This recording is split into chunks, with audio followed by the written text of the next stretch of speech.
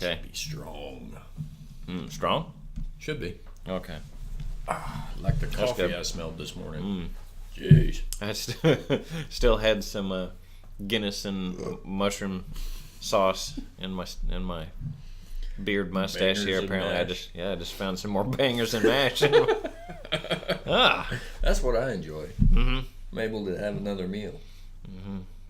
The after meal. More donut. Yes. Yeah. Mm-hmm. You know, over here, and I'm perched precariously on the cupcake. Is that comfortable at all? No, not really, but Do you want this chair? I can sit on that. no, this is fine. Not really. You were the one having back problems. You can have all this lumbar support. No, I'm good. Which I'm not even using because of the way I'm sitting. I'm sick of my back sassing me. I'll teach it. I'm going to sit with bad posture for the next couple hours, show it who's boss. Hello. You want this? Yeah, there. I'll put it around me like a bumpo. Just like a little bumpo baby seat. Travel neck pillows aren't so great. They work pretty good for the testicles. Yeah. I've sat on them a time or two during long gaming sessions. You'd be surprised. Oh, okay. Yeah. I thought you were going to say long flights to Keeps the lower extremities from falling to sleep. Korea. Yeah. Yeah, you know what doesn't? You know, like gaming on the toilet. Oh my gosh. Gaming on the toilet would be... You think it'd be more comfortable, but no. No. It's not. Like 6 minutes and your legs are asleep. Well, yeah, I mean, it just cuts off the circulation. Mm-hmm. I've often wondered if using one of those squatty potties wouldn't be helpful. Yeah. Yeah, I saw that. Well, plus they got the best commercial. That, by the way, is a plug. No, you owe me money. No, we actually have them. We have one. Oh, like you personally Yeah. have one. At the house? I came home from a trip, and sure enough, the wife had bought a squatty potty. Squatty I surprise. mean, name brand. And it wasn't off of one of those like back end cap things in Target, like seen on TV. Yeah, seen on TV. She ordered the thing. We also have the unicorn poop or gold. Oh, God. Unicorn poop. Okay. The gold. What is it? Gold poop? Yeah, poopery. I don't know what it is. I It's know not what you're talking poopery, about. Yeah, I know. but yeah, that commercial is just as good as the one for Squatty Potty. Like, awesome. It's so great. Little unicorn's face, like, ah. Oh, that's good stuff. Well, at least what's the point of this episode? That we're gonna inflict upon everyone else. The subject du jour is Wait. Intro. Intro? Yeah, intro. Oh, okay. I'm gonna get my intro voice. Yep. You first. Sure. And welcome back to another episode of Two Lazy Guys, discussing But Ghost in the Shell. The Ghost in the Shell. Yeah, Ghost in the Shell. Ghost in the Shell, the live-action movie that just premiered. But also go back 20 years and we'll enjoy the anime as well. Not to give anything away, the anime's better. Well, yeah. I would agree. And that leads to our topic of discussion. I mean, I guess it came first. It was there first. And, some people are like, well, the original's better. I mean, okay, not always. Well, see, I don't know. Can you approach this as a remake? Is that how you think it should be approached? Or should it be approached as a different take on the same subject? Yeah. It's not even the same subject matter per se, though. Well, the themes, I mean... The characters are there, the themes are there. Yeah, the technology and how humans integrate with it. The themes, I think, are there. So I don't... Yeah, I would view it just as a different take. Yeah. Because the first film was made without... I mean, it was made in 95. Right. And it was made in, back whenever they were, their idea of CGI, predates, Lawnmower Man CGI. I mean, True. it's, Lawnmower Man CGI is rough. I mean, it's just Back immediately then it was dated. mind-blowing. Yeah, it was mind-blowing. At the time, mind-blowing. Yeah, but by today's standards, it's appalling. But A 3-year-old could do it. Yeah. Ooh. But the just from a production quality standpoint, I mean, it was good. Well, okay. You know, I mean, all right. I guess we shouldn't start out by doing the comparison because there really is no comparison. no. So we'll just talk about the live action movie to start. And I don't want it to sound like that we're unimpressed by it at all because, I mean, from my perspective, visually, it was great.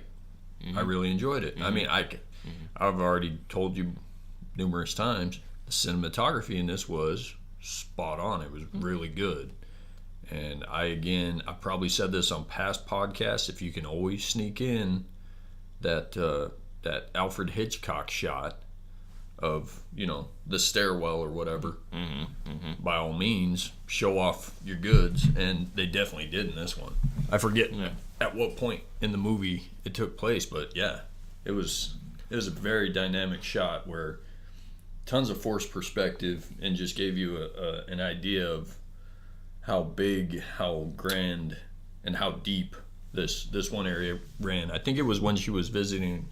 She went to visit her mom. Her mom, yeah. Before you learn that it was her mom. Yeah. Spoilers. This will be spoiler filled as per freaking usual. Like one of those Long John donuts where you're like, oh, there's Bavarian cream in the middle of this. And this one has bacon on top. So yeah, that was pretty awesome because that was like a domicile where people had apartments and stuff, but it was just freaking huge. And a lot of the visuals out of this one, I don't know if they use the same visuals from one of the Transformers movies. Visuals? Yeah, for like location or just the way it looked. Oh. It looked like something I'd already seen out of one of the Transformers movies. Oh, okay. Or well, it's sort of a not dystopian, but like post-dystopian. Well, it's future almost, too, right? Yeah, future-y. I mean, the movies. Future-y. Yeah, the movies. It's kind of gritty, but also not. I mean, they show like I think and I may be misremembering, but I think there's like a vertical difference. You know what I mean? Like when you're down on street level, things are gritty, but as you move up in the buildings, things will get a little bit better. Whenever they're in the high rise, like in the opening with all of the crazy robots that are in there, the really cool looking. The spider geisha, that grabbed the dude and climbed up the wall. Yeah. All of that looks fantastic. But if you go down on the street level, it's, I'm reminded of Blade Runner. Yeah, again, it's like Coruscant. You got the cream of the de la creme that live up in the clouds, Cloud City, and then as you go lower, you're in. Oh my gosh, I can't remember section. Like what's actually down there underneath the clouds and Jetsons? Yeah, exactly. Where all the poop goes. So, yeah, no, and I mean, visually, I just enjoyed it as a whole. I thought it was really good. Yeah, visually. I did not understand the flying fish. Yeah, that was... I don't know. I think they were maybe just, because there's a lot of that... like the koi ponds and everything, like, it's a traditional thing, maybe, and so they were trying to decide how to bring that into the future. Maybe in the future, from a visual all the standpoint. koi have died? Well, in the, at least in the universe, the environment had taken a pretty good beating, and... Yeah, so maybe those are considered way exotic, and that's why they have to have holograms flying around. Yeah, because they're just not around anymore to enjoy. Yeah, definitely. Actually, was that comment made at some point in the movie? Like, these things aren't around anymore, like tigers. Was that? Oh my gosh! Nope, that's from Logan. My bad. I was gonna say, I was like, nope, that was from Logan. That was from Logan. Oh. I don't want to get talking about that one again. Nah. Made me cry. Okay. But yeah, Scarlett Johansson, I think, does a good job in most of her movies. Again, I want to blame this on the director. Why make her so stiff? And you you have an argument for that. Yeah. Well,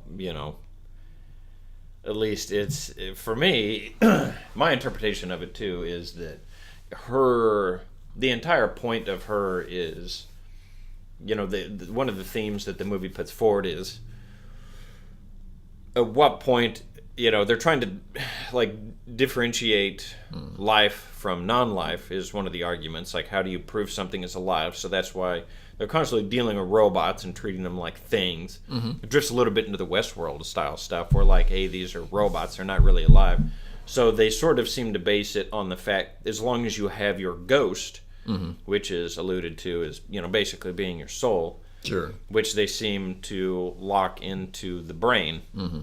at least, portion of the body. So, like, Major, whenever she's basically considered by everyone external, like the civilians, to be a human because she has a human brain. Right. But it's in a cyborg body, but they've gone so far ahead with her cyborg body than a lot of the other ones that she just, aesthetically, there's no way to distinguish her from a robot. Mm-hmm. And since she has a human brain, she's more or less acts like a person.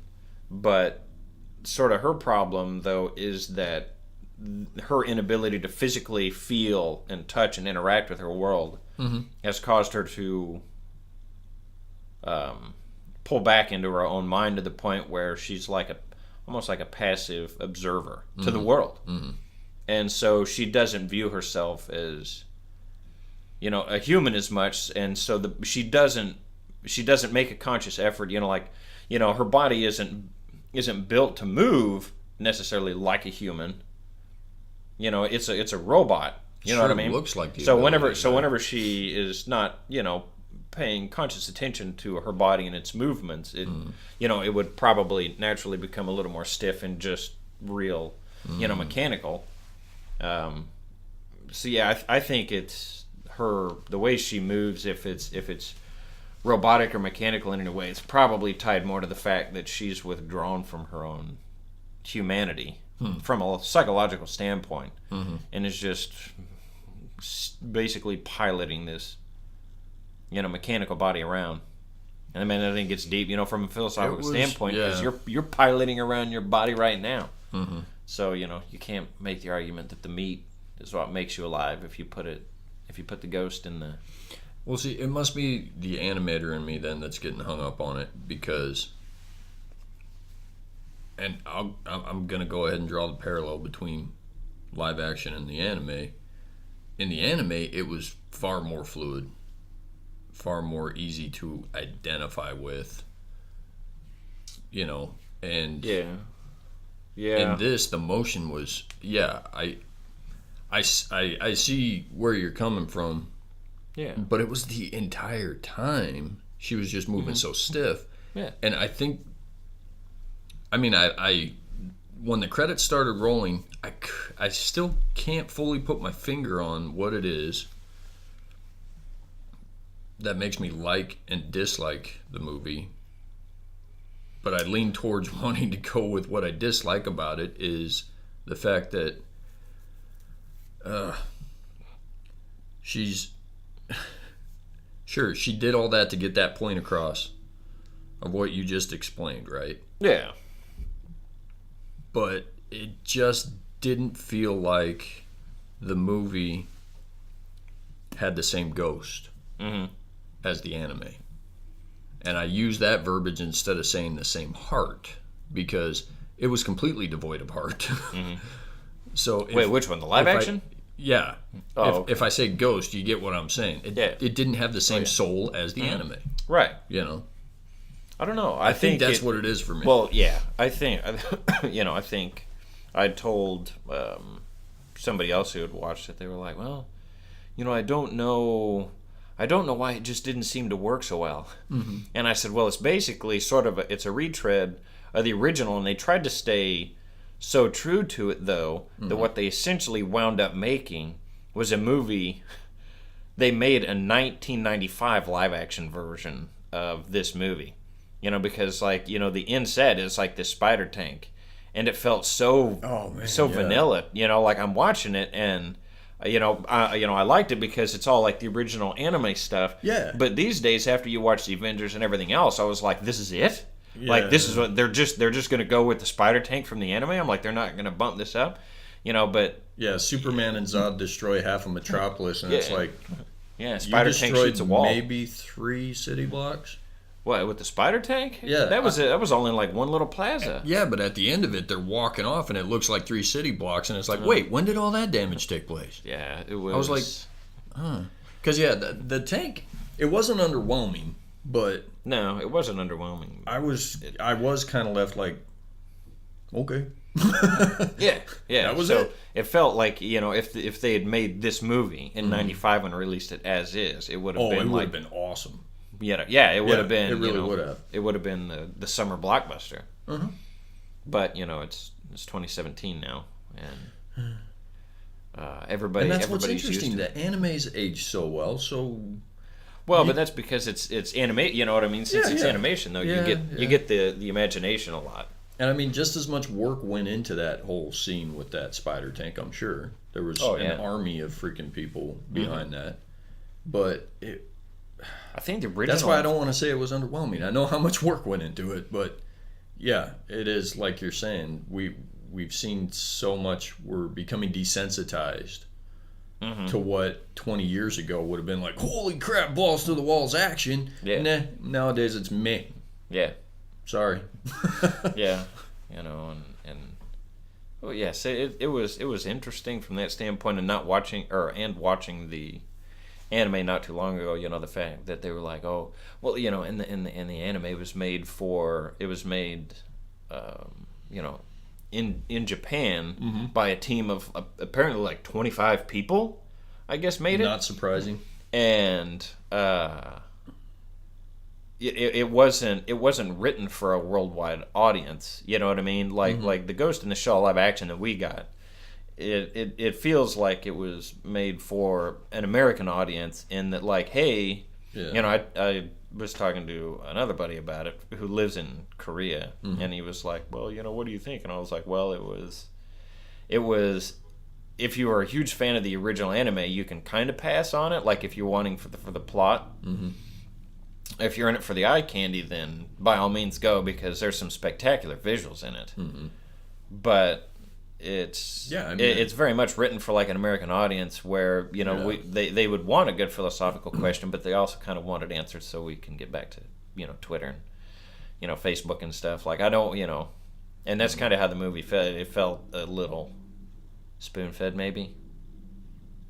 I mean, they pose the questions and then kind of gloss over them and then kind of answer them a little bit, and it's almost like they didn't want to get too heavy into it's what made Ghost in the Shell Ghost in the Shell. Yeah, it's a much lighter version. The anime for me, at least, maybe that's because I watched it whenever I was 16 or whatever. It was very philosophically heavy. There was a lot of questions, and they spent time in the original anime giving you time to think about it. There's long scenes where nothing much happens, because you're supposed to be looking at the city and thinking about the merging of humanity and technology, and where consciousness can actually be proven or disproven.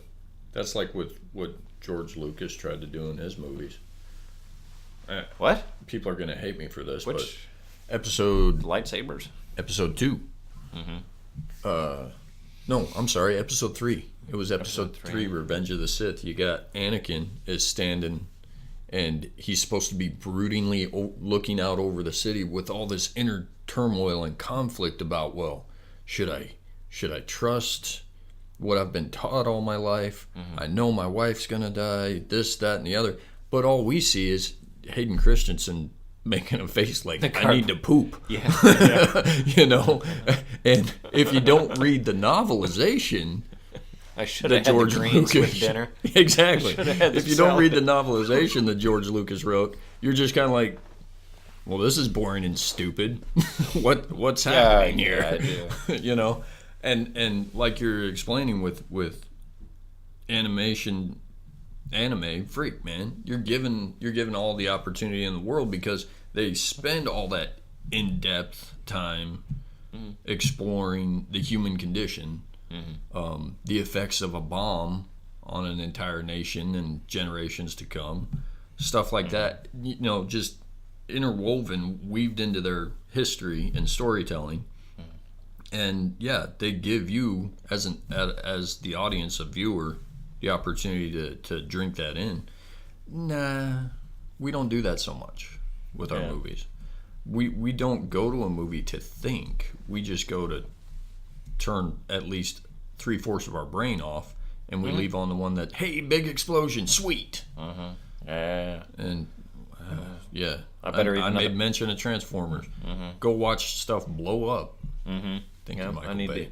I'm gonna down my $16 combo that I bought. It was like 3 pounds of popcorn and 64 ounces of wet sugar with bubbles in it. Theater has to make their money somehow. Because it's not on the movie. It's not on the movies. No, it's not. Shoot. I don't know.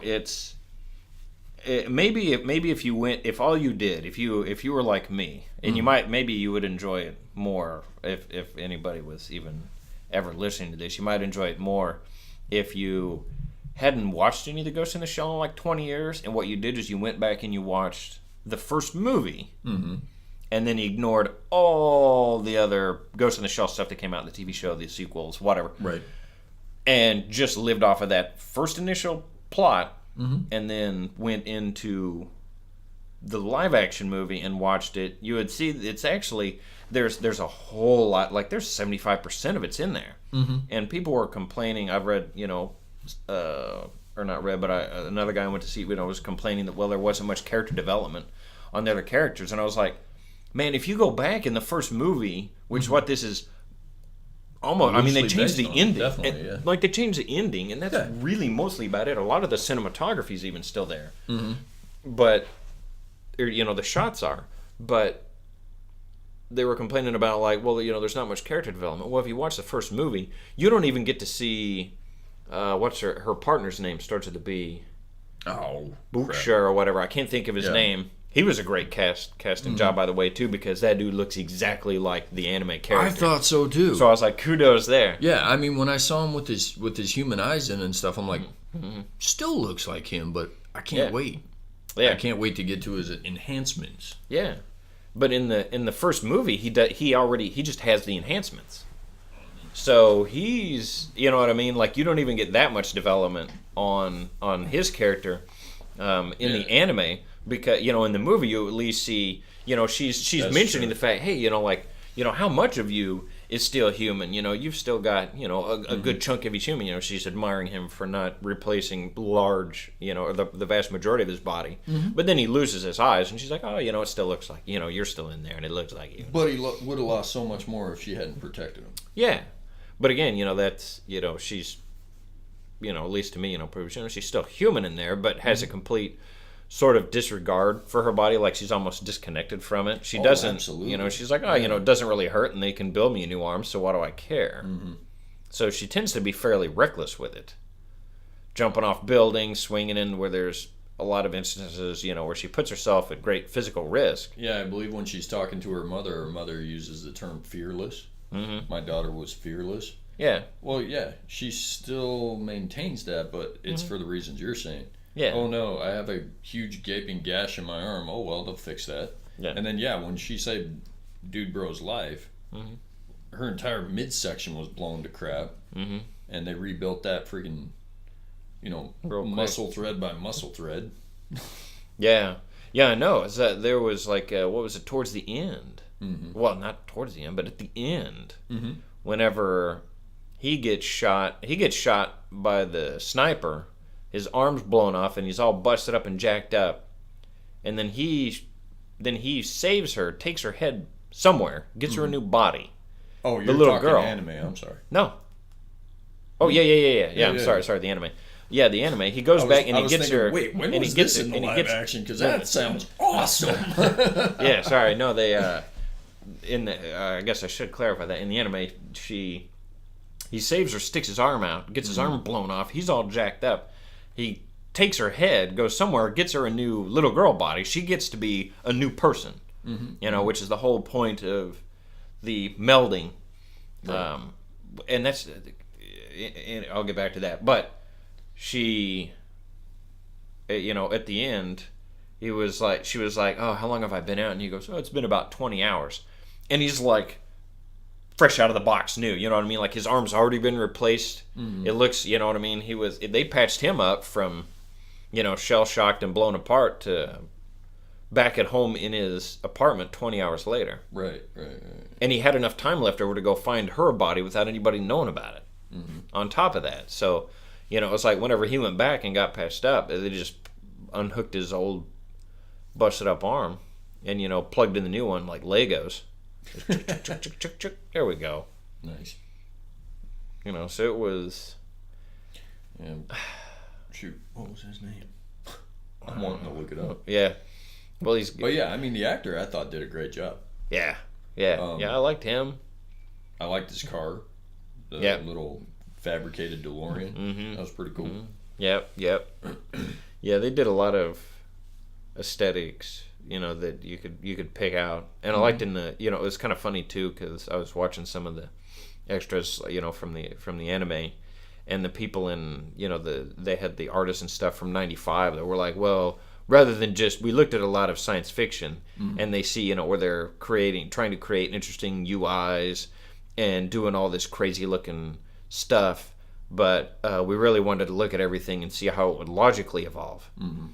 And so things are, I don't, like it sort of seems a little more, primitive now based on, what animation and everything is today, the standards. Yeah. But it does have a much more like legitimate feel to it, in terms, at least, on the anime side. And a lot of that translated to, they sort of cleaned it up, but the visuals translated, like whenever they were talking about the building, oh, where's he in the building, and it's scanning up through the floors on the building. There's a more primitive version of that in the anime, but it's almost the exact same thing. I mean, they're going up the floors, and you can see it highlighting. Yeah. The security systems doing sweeps. It's all those visuals are there. So there's just a boatload of visual nods.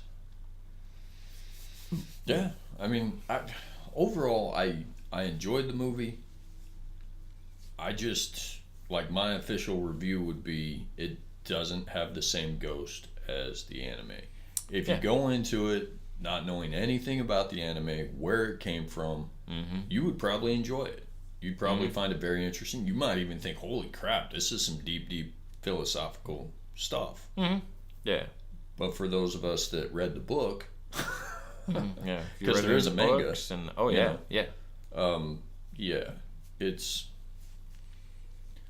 it's a very light.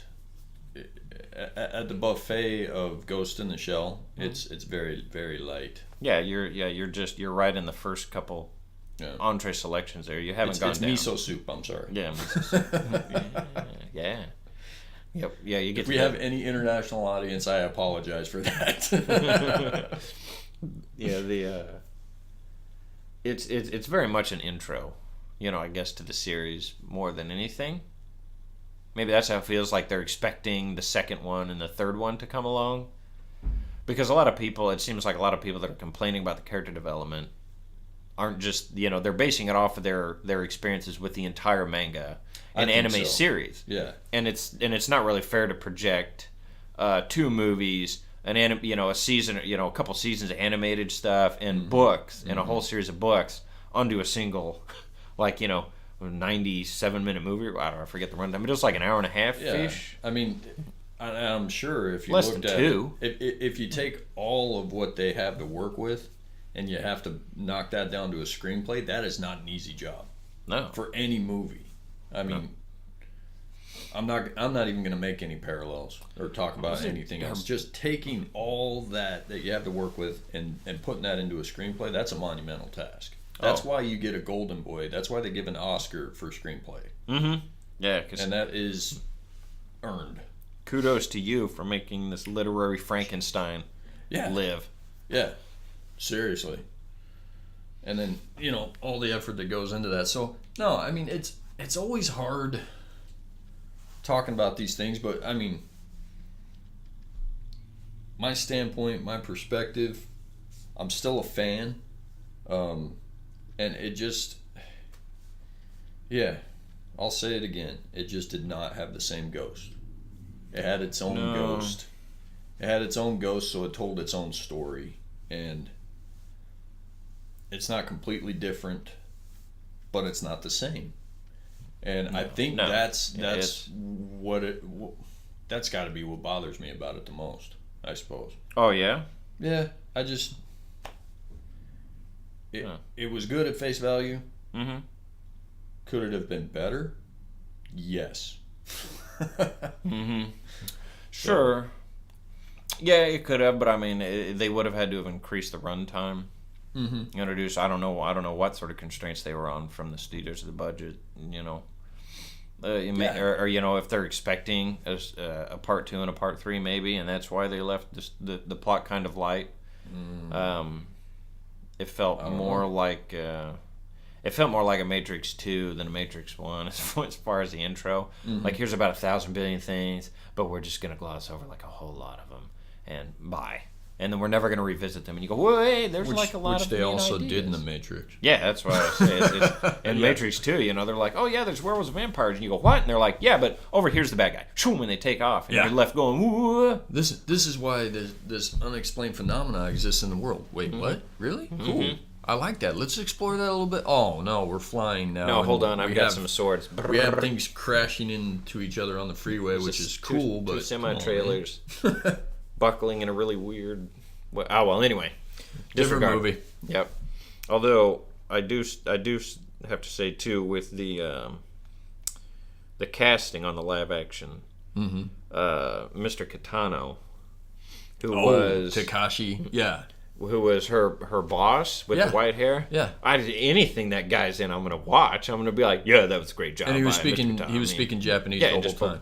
Yeah. Subtitles didn't faze me at all. I'm like, that's a good classic nod, actually. Oh yeah, it is. Because for those of us that watched Ghost in the Shell back in the day, that was the only way you could watch that. Was subtitled. Yeah, to get the They didn't get have the dubbed later. Yeah, they didn't have the dubbed at the, So that was a nice touch. I did enjoy that a lot. That actually brings up an interesting thing though. So what do you think about people that are complaining it was too Americanized with having all these Northwestern actors? Oh, Yeah, the what do you non-Asian cast. Yeah. I don't know if you. My stance is, I see if you're saying like from a cultural standpoint, like the it's not a lack of Asian actors in there. It's just the fact that the main starlet of it, Scarlett Johansson, is not. She was cast instead of an Asian actress. It was Batau, Batau, or something like that. Batau, her partner, is like Batau or Yeah, something. Bota, I think. Something like that. Yeah. And him. But I just recently went back and watched the anime, and out of the entire movie, Motoko, Scarlett Johansson's character, and Batau are like the two least Asian-looking characters in the whole movie. Everybody else is clearly Japanese, but those two characters, especially Batau or whatever, sorry I can't remember his name exactly right now, but he looks to me like some sort of a Russian rugby player. Yeah. In the anime, he looks very Or surly. some dude He's from got the a, UK. He's got a really Yeah. thick nose. It looks like it's been broken a lot. Like he's seen a lot of battles. Yeah. We're not trying to racially profile. It's just Yeah. I've seen that over the years in anime. Yeah. Like their ideal version of something isn't what they look at all the time. And what's Yeah. cool about Japan is it's a melting pot. You have people with blue eyes, you have people with blonde hair, but you don't see it that often there. Right? I mean, it's the same down in South America. You have to go way Southern America to see anybody with blonde hair and blue eyes. So people up north toward the Amazon are just like, holy crap, it's a loiro. It's somebody that has blonde hair, blue eyes.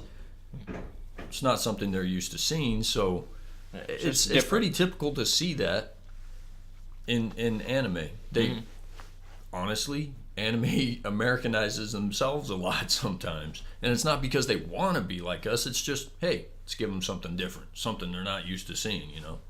Yeah. Or it could be the latter, or the prior of what I just said. Yeah, so and that's why, I would say I see both sides of it. Mm-hmm. I see why people would be aggravated. It's a classic anime that they don't cast a Japanese character or a Japanese actress in the role. Mm-hmm. Mm-hmm. But I also see where sort of the whole point of the entire movie, though, is that they're trying to say the point is not the shell. Right. The point is you're a ghost. And regardless of what the shell looks like, it doesn't dictate who you are. So I can kind of, I see where they're trying to make that point. And maybe to a fault, like maybe that, by going that far, they aggravate some people. Mm-hmm. That think, the role should have been, they should have done a better job, maybe, of finding an Asian actress. I don't know. Either way, it's, it is what it is because the movie's done and out now. But I don't know. I enjoyed it. Yeah, I mean, in terms of a movie overall, it's not bad. I mean, I give it, give it a chance. But, if it comes down to me, if I had to go see it again, or if I hadn't seen it before, knowing now what it was, right? I don't know if I would go pay $13 to go see it. Mm-hmm. I might wait till it rolls down to like the $5 theater. See, that's usually the type of review that I give people, and that's why they trust me, is because I'll go see a movie and then it's like, so run out and see it, Netflix or Redbox it, or watch it when it's on HBO. Mm-hmm. And this one, I'd Netflix it. Mm-hmm. Honestly. Yeah. And I don't feel bad saying that before we have the final numbers from the weekend. Right. Because apparently sounds like Boss Baby's kicking all kinds of diaper. I suppose. Hey, it dethroned Beauty and the Beast on Friday. Kids movies, man. People take their... I don't take my kids to the movies because it's like $100 excursion every time I take 5 people to the movies for $12 a piece. I mean, it's $60 to get in the door, and then if anybody's thirsty, well, that's another $40 in wet sugar with bubbles in it. 6 people for me, man. I just yeah. That's basically that was the vacation for this year, kids. Yeah. We can go somewhere and we can spend a couple nights in a hotel. We could, do a bunch of stuff, or we could go see 2 movies. Oh yeah, in the theaters if you guys want. It's always my take. I love going somewhere and staying in a hotel because I don't do that enough. Yeah. I know. I'm like, My wife gets sick of hearing that, but seriously, it's like, okay, so we're going on vacation. We're going to stay in a hotel. Yay. That's about as excited as I can get. Yeah. Yeah. Because we're already using my points to pay for it. Yeah. How do you think I got those points? Yeah, but now you get time to go catch all the movies. We can go see stuff like Ghost in the Shell. Mm-hmm. Which is a catch. I don't know. I would say catch it in the $5 theater. If you have a $1 theater, I don't know if those exist anymore. Maybe it's $2 now or $3. But like the $5 theater, I would say it's probably worth it if you like. If you want the spectacle of it, like the eye candy, to go see it on like a 30-foot screen or 40-foot screen or whatever, to get the visuals. But if you've already seen the anime, you just wait for it to pop up on Netflix. Honestly, that is something to take into consideration, because if you're not going home and you have like a freaking, 80-inch plus your own projector at home, 102-inch screen, yeah, catch it at the $5 theater if you still have one in your neighborhood. Lucky. Because send me the address. It's probably, I dig that because as long as it's within about 16-hour drive of my house, it's probably financially worth it for me to load up and drive. No kidding. $1 theater, man. Woo! But yeah, it's definitely worth seeing on the big screen for that. Mm-hmm. But you're bringing up a whole nother bag of worms because you got do you go to the movie theater because at home I've got a butt-kicking audio system, I've got this great TV and blah, blah, blah. I'll just stay at home and watch it. And I can eat a bag of I'm popcorn. not saying I paid I a have quarter that, but, for. yeah. I paid a quarter for this bag of popcorn, Oh, and I yeah, paid yeah. a quarter for this soda. You're already up like $18 right there. This is true. The Oh, go ahead. no, I was just gonna say it's not like Logan. Like go see Logan. Yeah. No, I like Logan. It's not the caliber of Logan, I'm sorry. No, I wish no, I it's hadn't not. brought up Logan because holy crap. I just went and saw that again. That's how this week was for me. That lone tear, I was waiting for it because I was like, nah, I'm good this time. Oh, okay. I had to suck it back in again. Yeah. Like, stay in there. Okay. So, I mean, final thoughts for the movie. Yeah, but I've pretty much given you my 2 cents. I would Redbox it. If you have a dollar theater near you, go see it. yeah, It's worth it on the big screen. yeah. For $5, I'll Yeah. say. Oh yeah. I would agree. Well, Tuesdays. Go to the theater on a Tuesday. That's $5 in Yeah. most theaters. So, yeah, it's worth it. Yeah. Skip just, work. Just you and your other favorite person. Burn a day of vacation. And make some all around bad choices. Yes. Maybe eat a McDonald's on the way out. And just Speaking of which, did you Anyway. ever see anybody in this movie eat? no, I was kind of wondering, like Ghost in the Shell, the minor version, if they were gonna RoboCop it, like give her Right. baby food. Yeah. Like here, you've got to eat cream peas or something. Well, I guess with the geisha part, they were eating. No, the people they were were drinking eating. tea. The people were there. I swear I never saw any food in that movie. Nobody had There was tea. a hot dog. Interesting. Anyways, yeah. But your final Anyway. thoughts, you just agree? Yeah, I would probably simply just agree. Okay. So, and I believe we are both unanimous in saying anime, 2 thumbs up, enjoy it, rent it, watch it, buy it on iTunes, whatever you got to do, because it's a classic at this point, Yeah, it is. at least by is. our estimation. Yeah, it's timeless. Yeah, no, It it's predates the Matrix. by a lot. Yeah. Yeah, so You know what? No, and see, that has to be something. You probably go back and look. That has to be something that influenced the Matrix. I'm sure Work one of many things. One of many things. siblings must have enjoyed that because Yeah. yeah. And I know they discussed rebooting the Matrix on another episode of Echo Chamber. So Correct. maybe everybody can go check that out. Oh yeah, go give that a listen. It's worth it. Yeah. Definitely. But I think for us, that about wraps it up.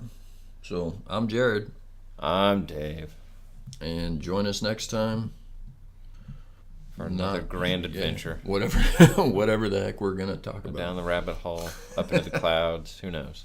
Booyah! Good night.